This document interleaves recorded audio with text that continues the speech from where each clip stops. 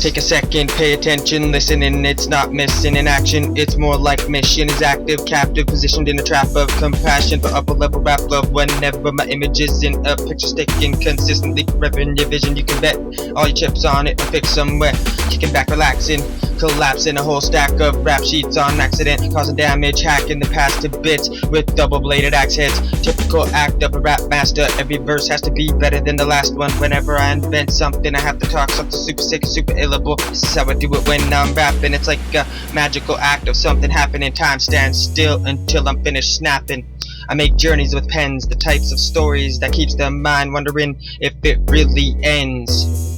Committed, fitted, in a position of a musician, spitting words of wisdom in what seems like millions by the minute. All of these scribbles and syllables that build up this page looks like a maze made up of phrases with so many different ways to say shit, it's crazy.